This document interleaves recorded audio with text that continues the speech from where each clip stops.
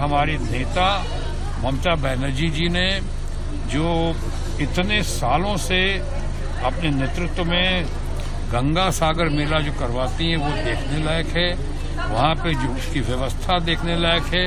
कभी कोई इस तरह की कोई गड़बड़ या कभी इस तरह की घटना नहीं घटी। जैसे कुंभ के मामले में या तो अग्निकांड हुआ या वो भगदड़ मची, स्टैम्पिड हुआ, कितने लोगों की जानें गई, अभी तक नहीं बताया गया है कि कितने लोगों की जानें गई और कितने लोग खो गए हैं, कितने लोग भीड़ में गायब हैं, कितने लोग गंगा की नदी में बह गए, अभी तक उनका पता नहीं है। ट्रेन एक्सीडेंट्स में भी कोई कहता है 15 लोग की मृत्यु हुई, कोई कहता है 18 लोग की हुई, कोई कहता है सैकड़ों लोगों की मौत हुई उसमें। मैं उस पर क्या बताऊं, मेरे पास तो सरकार उनकी है। गंगा जल की बात करते हैं, वो केंद्र सरकार कुछ और कहती है। एनजीटी का प्रदूषण का मामला, जल के प्रदूषण का मामला 2500 गुना बढ़ा हुआ, और वो हमारे माननीय मित्र और यूपी के मुख्यमंत्री योगी जी कुछ और कहते हैं। बहरहाल ये डबल इंजन की सरकार है, इसलिए वो जो कहते हैं या वो जो नहीं कहते हैं, या मोदी जी जो कहते हैं, योगी जी जो कहते हैं या योगी जी जो नहीं कहते हैं, इस पे हम लोग क्या कर सकते हैं। ये तो अजीब सी परिस्थिति है कि लश्कर भी तुम्हारा है, सरदार तुम्हारा है, तुम झूठ को सच लिख दो, अखबार तुम्हारा है।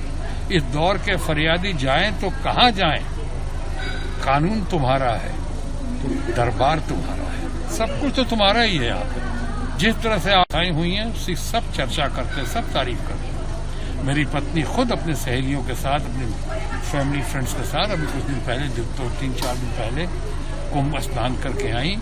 बड़ा अच्छा लगा, पूरे परिवार को, पूरे समाज को हम लोगों को रिप्रेजेंट किया उन्होंने। सबकी सुख शांति, सद्भावना और तरक्की प्रगति के लिए उन्होंने कामना की, प्रार्थना की, और बहुत अच्छे से हुआ उनका। वो अफेयर बहुत सूदिंग रहा, बहुत बढ़िया रहा, बहुत शांतिपूर्ण हो गया अच्छा से। लेकिन ऐसे बहुत सारे परिवार के लोग हैं जिनको बहुत मुसीबतों का सामना करना पड़ा है कुंभ मेले में। ऐसे लोगों को देखा है हमने और सुना है जो रो रहे हैं, चीख रहे हैं, चिल्ला रहे हैं।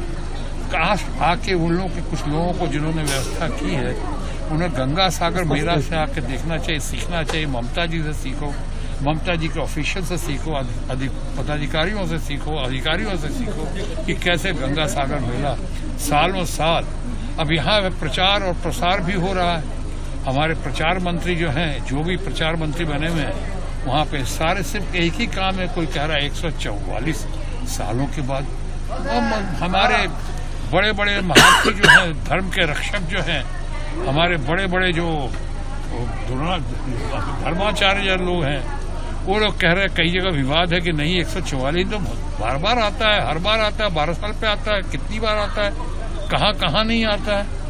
बहरहाल 144 सालों के नाम पे इतना बड़ा हंगामा, इतना बड़ा। ये जो कहते थे 100 करोड़ लोगों का इंतजाम है वहाँ पे, तो अच्छी बात है। अगर आपने कहा 100 करोड़ लोगों का इंतजाम है, फिर करना चाहिए था, फिर होना चाहिए था। इस तरह से मृत्यु नहीं होनी चाहिए थी, इस तरह लोगों को खोना नहीं चाहिए था, इस तरह माँ बाप से बच्चों को बिछड़ना नहीं चाहिए था। इस तरह से यहाँ पे जो हुआ, इतनी तकलीफें हुई हैं, इतनी तकलीफ हुई। अग्निकांड हो रहा है, रेलवे दुर्घटना घट रही है, लगातार घट रही है। माना कि बहुत लोगों ने तारीफ भी की है, बहुत अच्छे से भी हुआ है, लेकिन इन लोगों के दर्द का कौन सुनेगा, कौन जिम्मेदार है, कौन जिम्मेवार है? कहीं आप लोग तो कुछ इस पे ना आप लोग पूछते हैं और ना वो लोग बताते हैं। कोई जवाबदेही नहीं, कोई जिम्मेदारी नहीं, कोई बोलने वाला नहीं, कोई खोयों को मिलाने वाला नहीं, कोई ढूंढने वाला नहीं, कोई बताने वाला नहीं कि कितने लोगों की मृत्यु हुई है, कितने लोग घायल हुए हैं, कितने परिवार बिछड़ गए, कितने परिवार बिखर गए। तो बिखर गए ऐसे लोगों को, इसलिए मैं कहता हूँ कि इस पे हम नहीं, जो आप लोग एक्सपर्ट लोग हैं, आप लोग जो आंखों देखा हाल देखा आपने, उन्होंने, आप चाहें तो ठीक है, आप कह सकते हैं कि गंगा सागर मेला के सामने ये बहुत बड़ा, क्योंकि इसका प्रचार बहुत बड़ा किया गया और इसकी जिम्मेदारी भी ली गई थी। 100 करोड़ लोगों को हम संभालने के काबिल हैं। क्या आप कर सके? क्या आप कर पा रहे हैं? 20-20, 25-25, 30-30 किलोमीटर महिलाओं को, बच्चों को, बुजुर्गों को चलते हुए देखा है। तड़पते हुए देखा है, उनकी तकलीफें देखी हैं।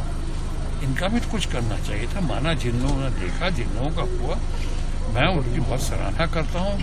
हमारी पत्नी ही गई, बहुत तारीफ कर रही थी, बहुत अच्छे से हुई, मैं तो उसकी तारीफ करूँगा। लेकिन मैं स्पष्टवादिता के लिए मशहूर हूँ या बदनाम हूँ। मैं स्पेड को स्पेड कहता हूँ। जहाँ तारीफ हो रही है मैं उसकी तारीफ कर रहा हूँ, लेकिन जहाँ जहाँ दर्द उभर कर सामने आया है, तकलीफें आई हैं, तो उनका बयान करना चाहता हूँ आप लोगों से।